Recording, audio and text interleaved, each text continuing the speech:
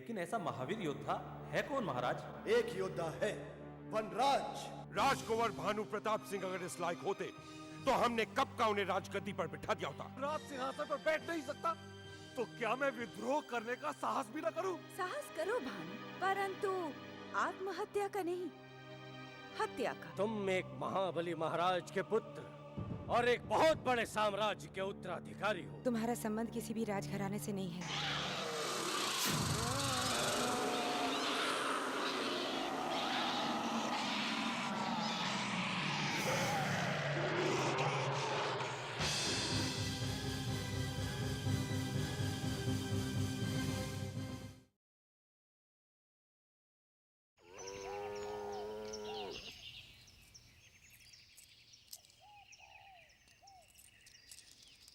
वनराज, वनराज, वनराज, वनराज उठो, देखो सुबह हो गई, दिन चढ़ाया देखो। वनराज। माँ, क्या बात है, तुम्हारी तबीयत तो ठीक है? तबीयत? हाँ माँ, तबीयत तो बिल्कुल ठीक है। मेरी तबीयत को क्या हुआ है? कहाँ तो सूरज की पहली किरण के साथ ही उठ जाया करता था, और आज अभी तक सो रहा है। ये घाव कैसे लगे? हाँ, घाव? कैसे घाव? कुछ भी तो नहीं है माँ। कुछ कैसे नहीं है? देख कितनी चोटें आई हैं। अरे माँ, ये मामूली खरोंचें तो लगती रहती हैं। ये छोटी मोटी खरोंचें नहीं हैं। कुछ नहीं माँ, कल रात एक जानवर खिड़की से आ गया था, उसे भगाने में कुछ खरोंचें लग गईं, बस। तुम चिंता मत करो, सब ठीक हो जाएगा। मैं विठल वैद्य को बुलाकर लाती हूँ। माँ, विठल वैद्य की क्या जरूरत है माँ? जरूरत कैसे नहीं, लापरवाही की तो जहर पूरे बदन में फैल जाएगा। अच्छा माँ, मैं वैद्य के पास खुद चले जाता हूँ। वैसे भी मैं बद्री से मिलने जा ही रहा था। ठीक है, जल्दी जा। और सुन, आज से खिड़की बंद करके सोया कर, ताकि कोई जानवर अंदर ना आ सके।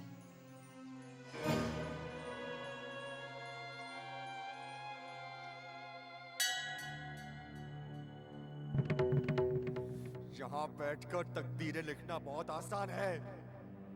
मुझसे पूछो जो तुम्हारे दिए फैसले को भुगत रहा है। मैं पूछता हूँ, क्या गुनाह किया है मैंने? किस पाप का इंतकाम ले रहे हो मुझसे? क्यों मावस की काली स्याही से मेरा भाग्य लिखा तुमने? जवाब दो, क्यों? ये कैसा जीवन दिया है तुमने? मुझे खुद नहीं मालूम मैं कौन हूं। माँ कहती मैं एक लकड़हारे का बेटा हूं। बाबा कहते मेरे पिता एक राजा है। आखिर मैं हूं कौन?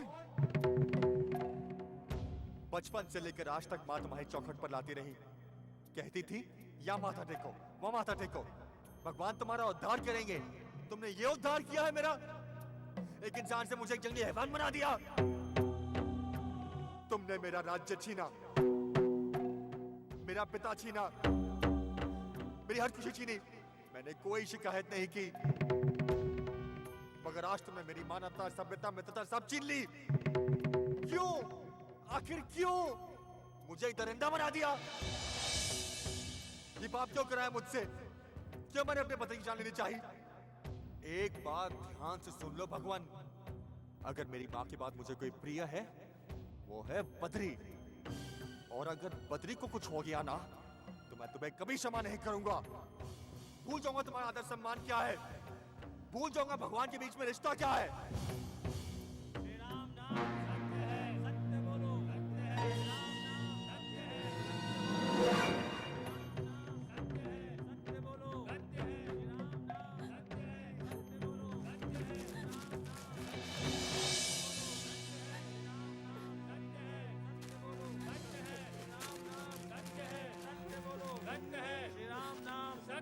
सत्य बोलो।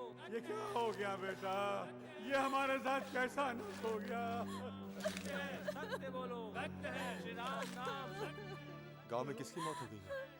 बद्री की। बद्री की? हाँ, बद्री। ये तुम क्या कह रही हो? बद्री की मौत कैसे हो सकती है? वो तो मेरे साथ था। कल रात को किसी जंगली जानवर ने बद्री के जंगल में हत्या कर दी। जंगली जानवर ने? अगर आज मेरा अपना बेटा मर गया होता तो मुझे इतना दुख ना होता जितना मुझे अपने बद्री के मरने का हुआ है।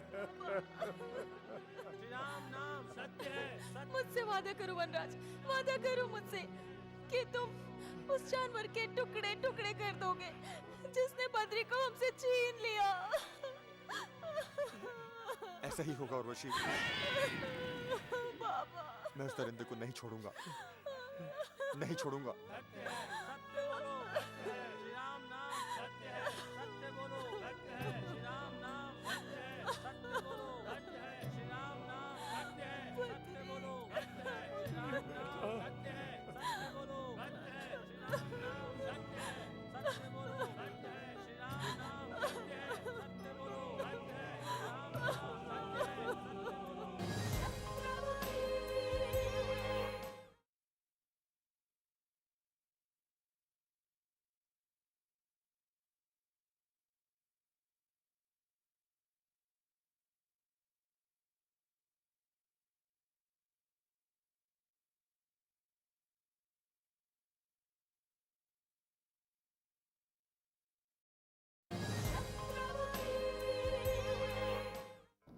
सर्वमंगल मांगले शिवे सर्वादि साधिके शरण्य त्र्यंबके गौरी नारायणी नमस्तुते। ओम स्वाहा ओम स्वाहा ओम स्वाहा ओम स्वाहा।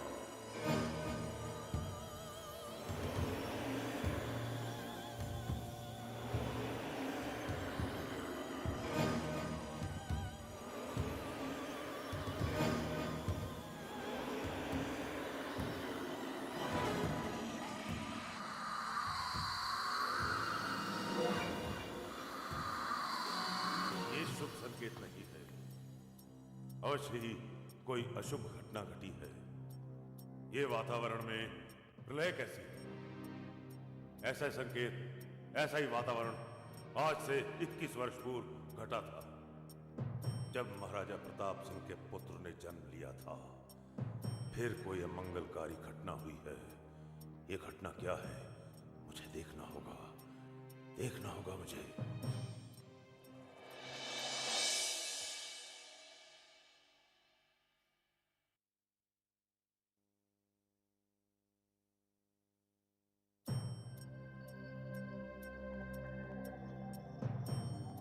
अंततः राजकुमार को अमावस की काली छाया ने अपनी चपेट में ले ही लिया।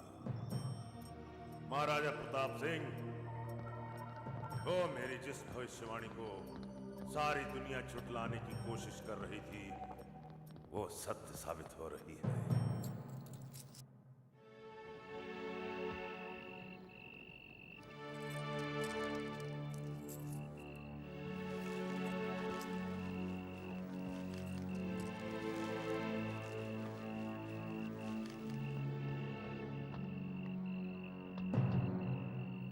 आप सब लोग इस समय यहाँ?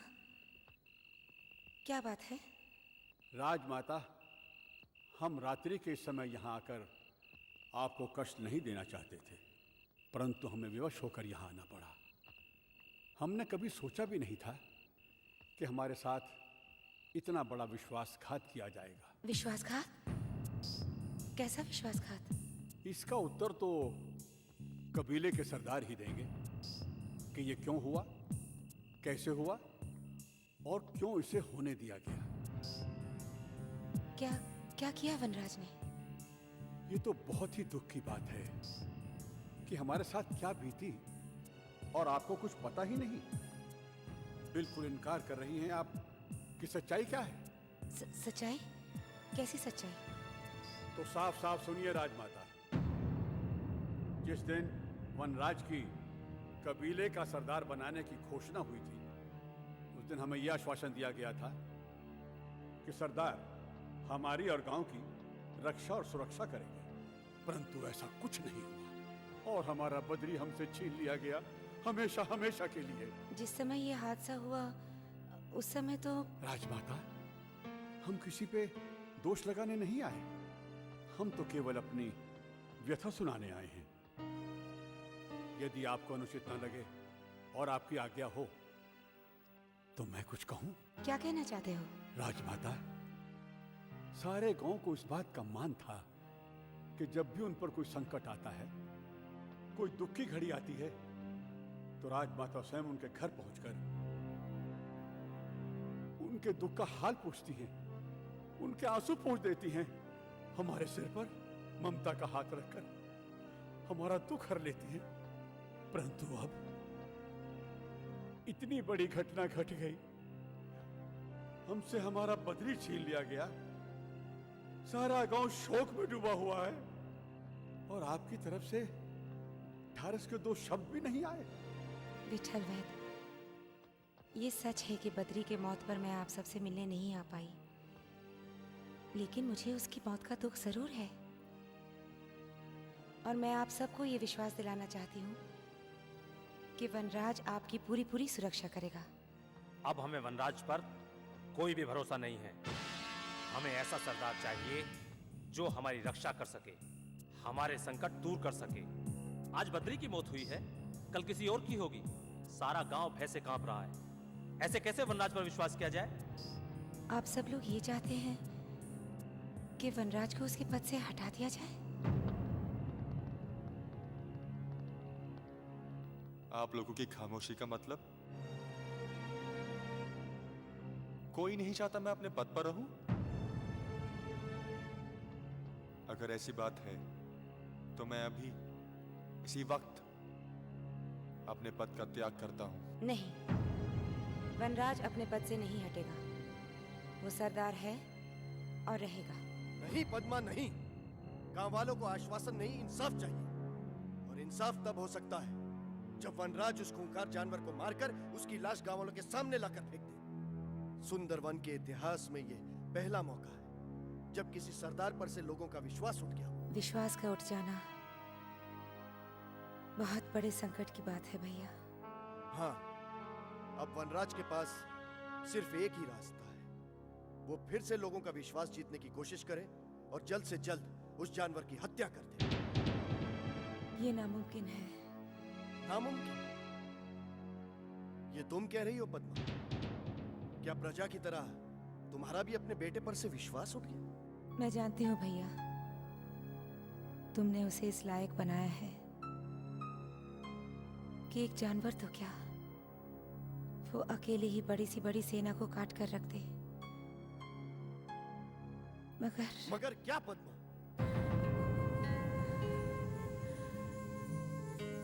वनराज उस जानवर का सामना कभी नहीं कर सकता। क्यों नहीं कर सकता? ऐसा कोई कारण नहीं है। कारण है, कारण है भैया। क्योंकि वो खौफनाक दरिंदा, वो जानवर खुद वनराज है। क्या? हाँ भैया, आचार्य रुद्रनाथ ने 21 साल पहले जो भविष्यवाणी की थी वो कल रात को सच साबित हो गई। इतना बड़ा अनर्थ कैसे हो गया पद्मा? पता नहीं भैया, कुछ पता नहीं। मेरे लाख मना करने के बाद भी कल रात वो घर से बाहर निकल गया और काली अमावस के प्रकोप का शिकार हो गया। लेकिन तुम कैसे कह सकती हो कि वो जानवर वनराज ही है? मैंने खुद अपनी आंखों से उसे जानवर से इंसान बनते देखा है भैया। रात को निकल गया और जब लौटा तो एक अजीब से जानवर की शक्ल में था। मुझे शक ही नहीं, पूरा यकीन है कि बद्री की हत्या उसी ने की है।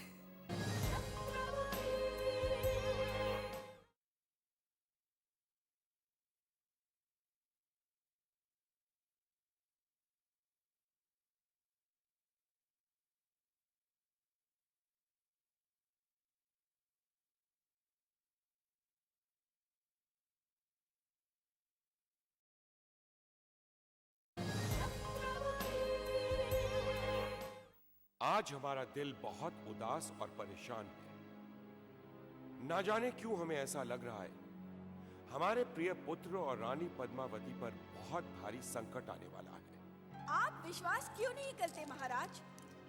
वो लोग अब इस संसार में नहीं है। उनकी मृत्यु हो चुकी है, मृत्यु। 21 वर्ष बीत गए हैं उनकी मृत्यु हुए। आज अगर उनकी अस्थियां भी ढूंढी जाए तो भी नहीं मिलेंगी। माँ, आप उनके लिए अपशब्द मत निकालिए। पिताजी के जख्मों पर नमक मत लगाइए। आप कृपया करके यहाँ से चली जाइए।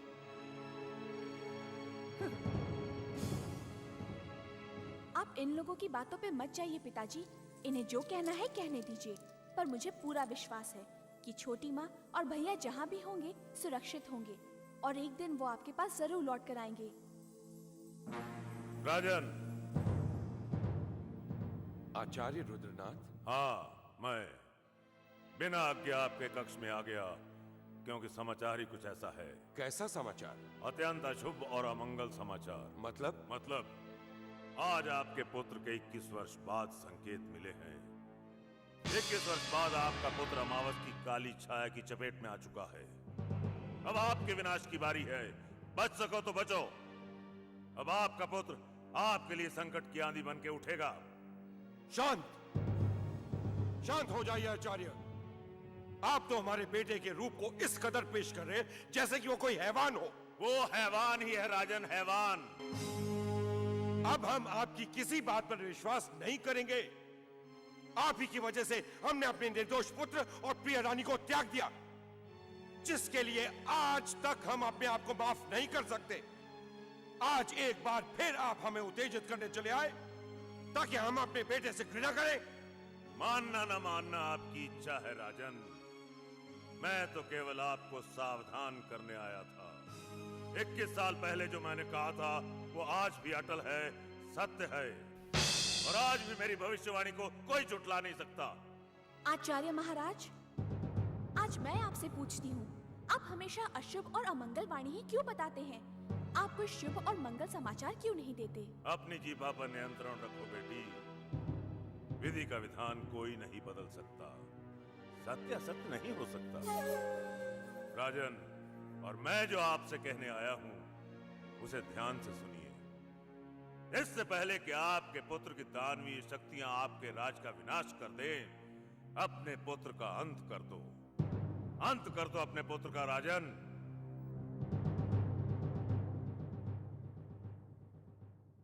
असंभव, असंभव है ये। वो मां पुत्र जीवित नहीं हो सकते क्योंकि मैंने स्वयं अपने इन हाथों से उन दोनों को मौत के कुंड में फेंका है। आचार्य रुद्रनाथ की वाणी असत्य नहीं हो सकती भानु। वो कोई भगवान तो नहीं है। उन दोनों के जीवित होने का कोई कारण नहीं है। कारण तो है। आचार्य रुद्रनाथ की वाणी के अनुसार उस पुत्र में दानवी शक्तियों का वास था। हो सकता है उन शक्तियों ने उसकी मृत्यु को जीवन में बदल दिया हो। हाँ, ये सत्य हो सकता है, वरना आचार्य रुद्रनाथ महाराज को चेतावनी देने नहीं आते, उन्हें सावधान करने नहीं आते। सच्चाई जानने के लिए मुझे स्वयं आचार्य रुद्रनाथ से मिलना होगा।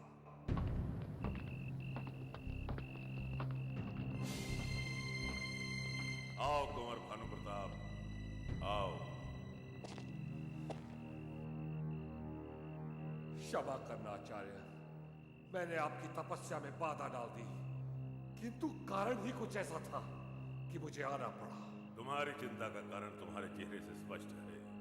बोलो क्या चाहते हो? आचार्य महाराज, क्या ये बात सत्य है कि छोटी मां और उनका पुत्र जीवित है? निसंदेह जीवित है। असंभव! ये कैसे हो सकता है जब आपने मुझे बताया था कि उस बालक में दानवी शक्तियां हैं, तो आज से 21 साल पहले मैंने अपने इन्हीं हाथों से उसका अंत किया था। उसका अंत और तुम्हारे हाथों 100 जन्म लेकर भी तुम उसका अंत नहीं कर सकते। उसमें जो शक्तियां हैं, उनसे जो भी टकराता है वो उसका विनाश कर देती हैं। वो हर शक्ति से परिपूर्ण है। वो जीवित है, उसमें इतनी सारी शक्तियां हैं, इसका क्या प्रमाण है आपके पास? प्रमाण है। मैं तुम्हारे हर प्रश्न का उत्तर दूंगा और तुम्हारे भाई के जीवित होने का प्रमाण भी। जाओ, जाकर स्वयं अपनी आंखों से देख लो। यहां से दक्षिण दिशा में 100 कोस की दूरी पर एक गांव है, माधोगढ़। वहां एक काली घाटी है। उस काली घाटी में तुम्हें अपने हर प्रश्न का उत्तर मिल जाएगा। पत्थर में तराशी हुई मूर्ति तुम्हें पूरे 21 वर्षों की गाथा सुनाएगी।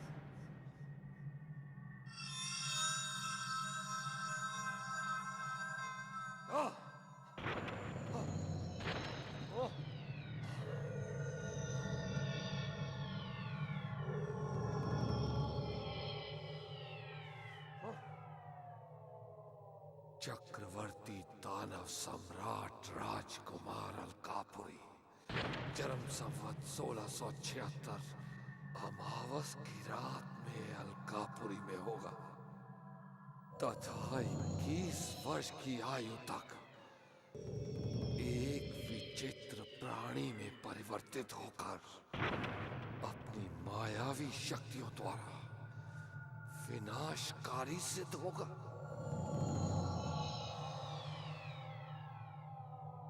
चक्रवर्ती दानव सम्राट राजकुमार अलकापुरी यानी कि मेरा सौतेला भाई,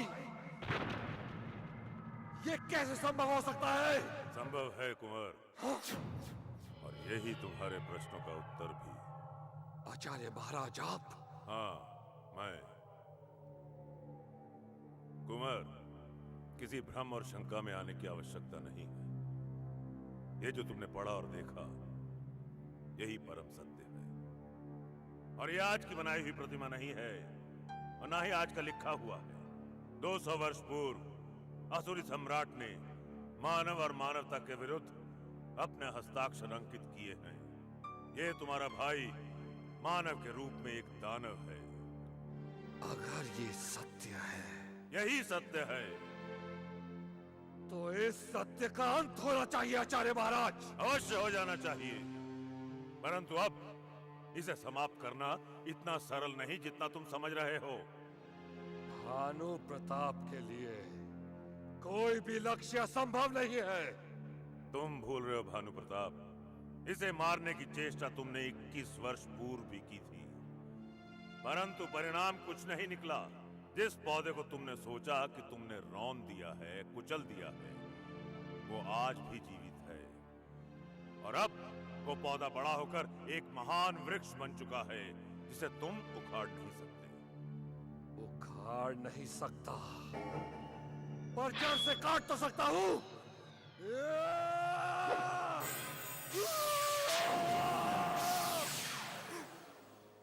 माँ! वनराज, हाँ? पद्मा, पद्मा, पद्मा, तुम्हें कुछ नहीं हो सकता। मेरे बेटे को कुछ नहीं हो सकता। मेरे बेटे को कोई हानि नहीं पहुंचा सकता, कोई नहीं। कहां हो तुम पद्मा? कहां हो तुम? पिताजी, भाग्यश्री, पिताजी, भाग्यश्री, तुम्हारी छोटी माँ और तुम्हारे भैया कोई बहुत भारी संकट में है। वो हमारी मदद चाह रहे हैं और हम कुछ नहीं कर पा रहे, कुछ नहीं। उन्हें कुछ नहीं हुआ है पिताजी, आप बिल्कुल चिंता मत कीजिए। मुझे पूरा भरोसा है वो जहाँ कहीं भी होंगे सुरक्षित होंगे और एक दिन इस राजमहल में लौटकर जरूर वापस आएंगे। आएंगे तो वो जिनके जिंदा होने की कोई आशा हो। 21 वर्ष बीत गए महाराज, आज तक उनके जीवित होने का कुछ पता नहीं चला। मैं तो कहती हूँ आप उन स्वर्गवासी लोगों को भूल क्यों नहीं जाते? दमयंती, आज के बाद हम अपनी पत्नी और अपने बेटे का कोई अपमान बर्दाश्त नहीं करेंगे। अब हम खुद जाकर उन्हें तलाश करेंगे। तलाश करेगा? किसे? किसकी बात कर रहा है तू? अपने शत्रुओं की। देखा नहीं मेरे चेहरे पे किस तरह रक्त आया था? मुझे बहुत डर लग रहा है बेटा, कहीं कोई अपशकुन ना हो जाए। चेहरे पर यूं रक्त का आना अच्छा नहीं है। ये सब क्या हो रहा है तेरे साथ और क्यों? अजीब अजीब घटनाएं, बद्री की मौत। इसी बात का मुझे डर है बेटा कि कहीं तू किसी बड़े संकट में ना आ जाए। मुझे कुछ नहीं होगा माँ। जो शत्रु मेरी जान लेना चाहता है, मैंने उसे अच्छी तरह पहचान लिया है। वो मेरा अस्तित्व मिटाना चाहता है, वो मेरा विनाश करना चाहता है। शुभ शुभ बोल बेटा। मैं तेरे लिए दुर्गा माँ से प्रार्थना कर रही हूँ, वो तेरे सारे कष्ट दूर कर देंगी, तुझे शत्रुओं से मुक्ति दिलाएंगी। माँ, मेरा शत्रु कोई और नहीं है, मेरा ही अपना है। भला तेरा अपना तेरा शत्रु कैसे हो सकता है? यही तो मैं आपसे पूछना चाहता हूँ माँ। मेरा अपना कौन है? मेरी हत्या क्यों करना चाहता है? माँ, मेरे पिता कौन है? माँ, अगर आपने मुझे आज नहीं बताया तो वो मुझे मार लेंगे। नहीं, कोई नहीं मार सकता मेरे बेटे को, कोई नहीं। माँ, वो मेरी मृत्यु का कारण ढूंढ रहे हैं, वो संकेत ढूंढ रहे हैं ताकि वो मेरा विनाश कर सकें। नहीं माँ, नहीं। इससे पहले कि वो मेरी ओर बढ़े, मुझे उन्हें रोकना होगा। नहीं, तू हरगिज नहीं जाएगा उनके सामने, वो तुझे मार डालेंगे बेटा। और वो तेरे शत्रु आज से नहीं है, तब से है जब से तूने राजमहल में जन्म लिया। राजमहल? मेरा जन्म राजमहल में हुआ था? हाँ वनराज, आज मैं तुझे सब कुछ बताना चाहती हूँ। तू कौन है, तेरे पिता कौन है। मैं आज तक तुझसे झूठ बोलती आई हूँ कि तेरे पिता एक लकड़हारे थे। तो फिर वो कौन थे? थे नहीं, हैं। तू अलकापुरी नरेश, महाराज प्रताप सिंह का बेटा है। आपने मुझसे अपना बड़ा राज छुपा के रखा? मैं मजबूर थी बेटा। जो कष्ट मेरी माँ को मिला है, उसके लिए मैं महाराज प्रताप सिंह को कभी क्षमा नहीं करूंगा।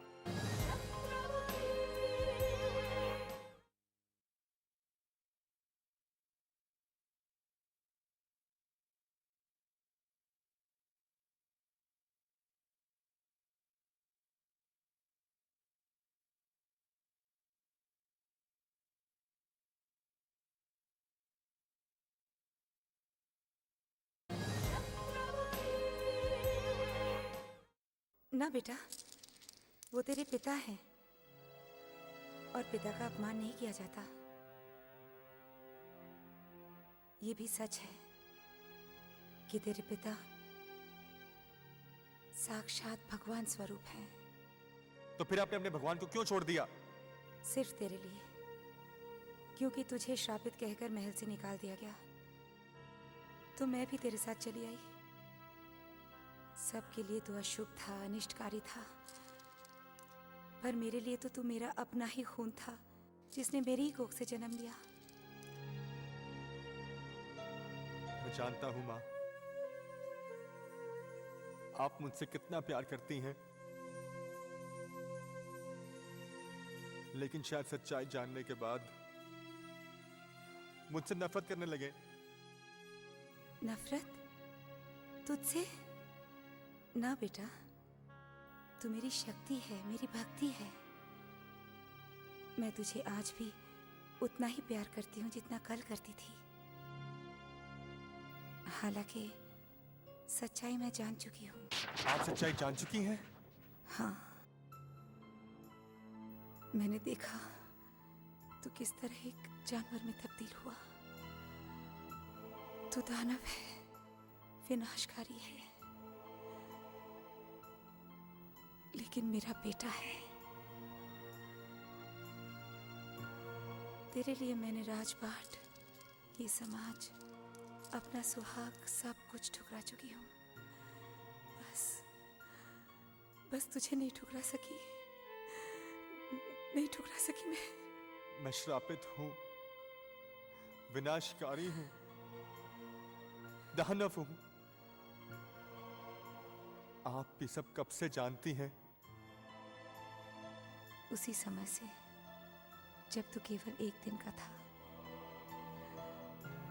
तेरे सिर पर एक निशान है जिसे शास्त्रों में आसुरी चिन्ह कहते हैं। आचार्य रुद्रनाथ ने जो तेरी भविष्यवाणी की थी, वो उसी के आधार पर थी।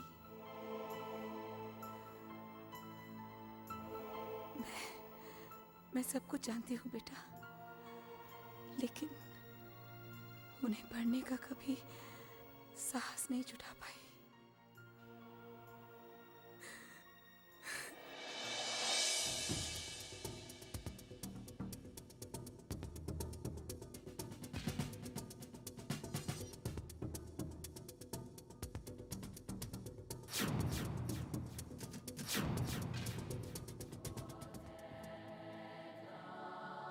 मैं इसे पिशाब का शिकार क्यों हूं? ये निशान मेरे ही सर पर क्यों है? मैं इस निशान को मिटा दूंगा। ये किताब कहती है कि ये मेरे दानवी होने का सबूत है। मैं सबूत को ही मिटा दूंगा। मुझे मानव से दानव बनने का कोई शौक नहीं है। अपने आप को कष्ट मत दो वनराज। अब तुम्हारे ये चिन्ह तुम्हारे सिर से कभी अलग नहीं हो सकता। कौन हो तुम? क्या चाहते हो? तुम्हारे लिए जानना आवश्यक नहीं है वनराज कि हम कौन हैं। केवल इतना सुनो, हम दानवी संसार का राज सिंहासन और ताजो तख्त तुम्हें सौंपना चाहते हैं, जहां पर केवल तुम्हारा ही आदेश होगा, केवल तुम्हारा। नहीं चाहिए मुझे तुम्हारी दुनिया, नहीं चाहिए मुझे तुम्हारा ताजो तख्त। मुझे अपनी दुनिया, अपने संसार में रहने दो। मुझे आजादी चाहिए, मुझे आजाद कर दो। मुझे मेरी धरती से अलग मत करो, मुझे मेरी मिट्टी से अलग मत करो। नहीं, ये संभव नहीं है वनराज। दानव संसार ने बरसों तुम्हारे जन्म की प्रतीक्षा की है, इसलिए तुम्हें हमारी दुनिया में ही आना है। तुम्हारा जन्म इंसानों के लिए नहीं हुआ है, हमारे लिए हुआ है, केवल हमारे लिए। और उसकी मोहर हमने तुम्हारे माथे पे लगा दी। अब ये मोहर कोई नहीं हटा सकता। दुनिया में ऐसी कोई ताकत नहीं है वनराज जो चिन्ह को तुमसे अलग कर सके। आज मैं इस मोहर को अपने सिर से अलग कर दूंगा, अपने सिर के उस हिस्से को ही काट दूंगा जिस हिस्से पर तुम्हारी मोहर का बदनुमा दाग लगा है। नहीं वनराज, नहीं। ये मोहर केवल मोहर नहीं है, बल्कि तमाम दानव शक्तियों की तरफ से तुम्हारे सिर पे रखा हुआ एक ताज है। और ये ताज किसी भी कीमत पर तुम्हारे सिर से नहीं उतारा जा सकता। पूरा मायावी संसार तुम्हें अपना सम्राट मान चुका है। एक बात याद रखो वनराज, तुम्हें मानवों का विनाश करना है, क्योंकि तुम दानव सम्राट हो, दानव सम्राट। नहीं, मुझे तुम्हारा सम्राट बनना मंजूर नहीं है। मैं इस दाग को हमेशा के लिए अपने सर से अलग कर दूंगा, अलग कर दूंगा।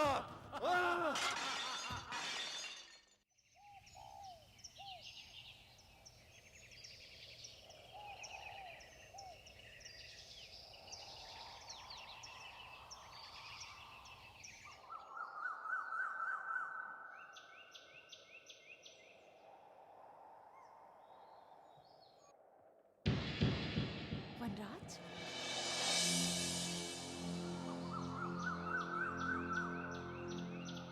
वनराज जी क्या हुआ तुम्हें? ये खून कैसा? कुछ नहीं हुआ मुझे। कुछ नहीं हुआ? अरे पूरा चेहरा लहूलुहान है और तुम्हारे सर पे इतनी चोटें और तुम कहते हो कि कुछ नहीं हुआ। चलो अब मेरे साथ बाबा के पास चलो, यहाँ बैठकर ये घाव नहीं भरेंगे। चलो। मैं कहीं नहीं जा रहा, मुझे तुम्हारी मदद की कोई जरूरत नहीं है। मुझे अकेला छोड़ दो, जाओ यहाँ से। ये तुम्हें क्या हो गया वनराज? तुम सोच भी कैसे सकते हो कि इस हालत में मैं तुम्हें अकेला छोड़ दूंगी? तुम्हारी इस हालत की चिंता मुझे नहीं होगी तो और किसे होगी वनराज? तुम्हें मेरी चिंता करने की कोई जरूरत नहीं है। तुम होती कौन हो? मैं तना हूँ, अकेला हूँ। मुझे अपना दुख किसी के साथ नहीं बांटना है। लेकिन क्यों? ऐसा क्या हो गया है? कुछ तो बताओ वनराज, क्या हो गया जो तुम खुद से इतनी नफरत करने लगे हो? कुछ तो अधिकार है मुझे तुम्हें पूछने का। क्या बताऊं क्या हुआ मेरे साथ, क्या बीती मुझ पर? किसी से कुछ नहीं कह सकता। किसी और को नहीं बता सकते? कम से कम मुझे तो बताओ, मैं तो तुम्हारी अपनी हूं ना। कुछ तो बताओ वनराज, आखिर क्या कारण है तुम्हारे शरीर से इस तरह रक्त के बहने का? कारण न मैं बता सकता हूँ, ना तुम सुन सकती हो। अगर बताऊंगा तो तुम्हारा प्रेम भी नफरत में बदल जाएगा उर्वशी। अच्छा ठीक है, नहीं बताना है तो मत बताओ, लेकिन कम से कम मेरे साथ बाबा के पास तो चलो। नहीं, मैंने कहा ना मुझे नहीं जाना।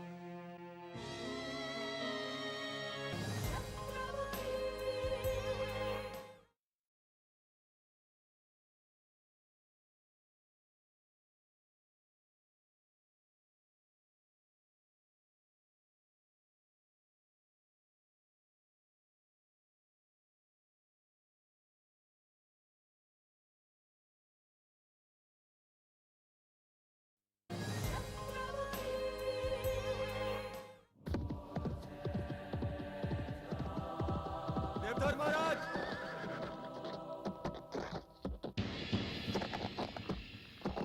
मैं जानता था युवराज कि तुम्हें मेरी जिज्ञासा बेचैन कर देगी, और मैं ये भी भली भांति जानता हूँ कि तुम्हें मेरी आवश्यकता क्यों पड़ी। हाँ बाबा हाँ, आपकी जुबान से निकला हुआ एक एक शब्द सत्य निकला। वह हैरतअंगेज हादसा जिसके बारे में आपने... सब कुछ पता है मुझे, सब कुछ। युवराज, मुझे कुछ भी बताने की आवश्यकता नहीं है। क्या बताना चाहते हो तुम? यही कि इस अमावस की काली रात में तुमने अपने श्राप को परखने की चेष्टा की।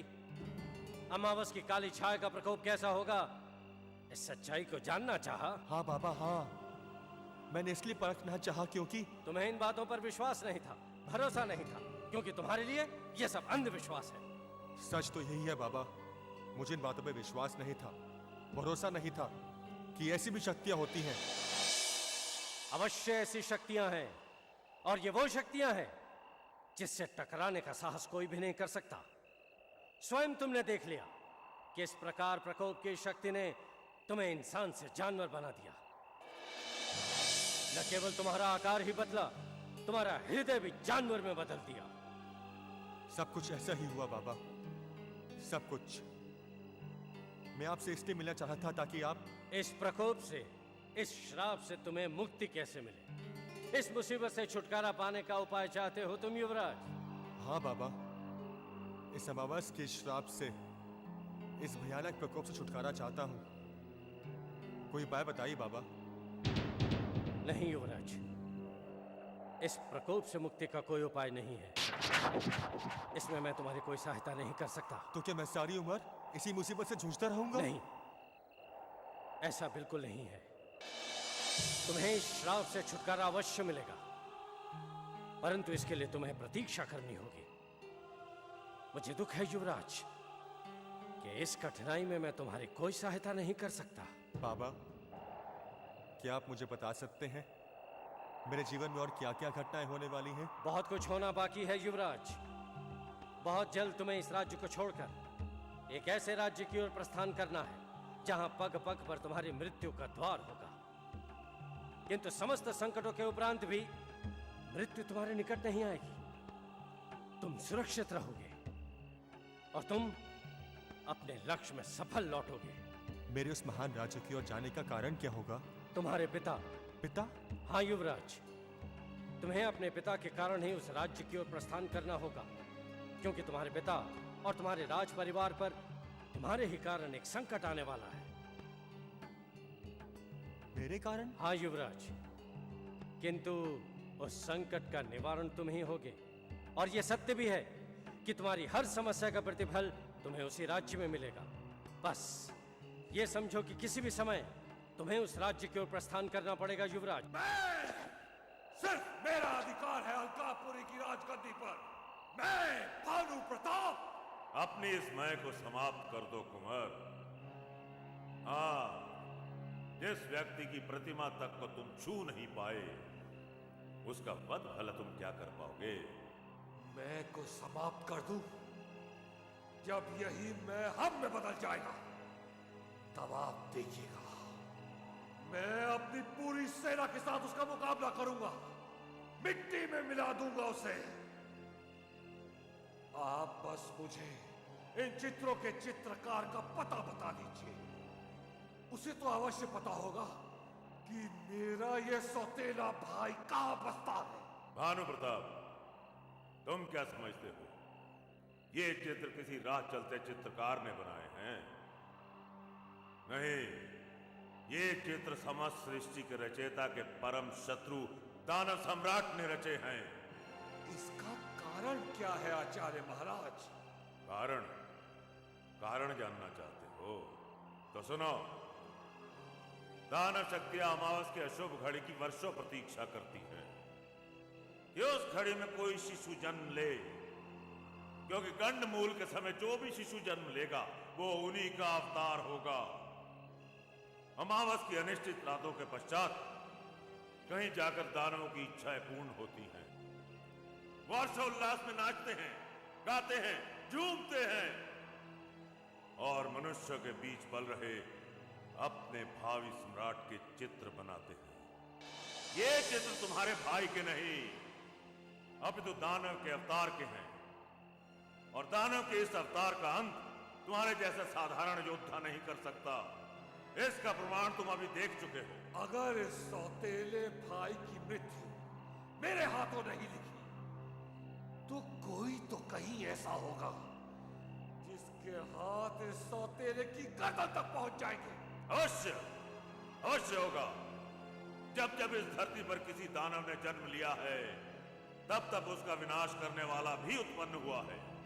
अवश्य वनराज का विनाश करने वाला इस धरती पर है। कौन है वो? कहां है वो? मुझे उसका ठिकाना बताइए। आचार्य महाराज, मैं खुद उस व्यक्ति से मिलूंगा और वनराज की मृत्यु की दुहाई मांगूंगा। संकेत नहीं मिले हैं अब तक, और ऐसे दानव के अंत के लिए संकेतों का मिलना इतना सरल ही नहीं है। ये 2 दिनों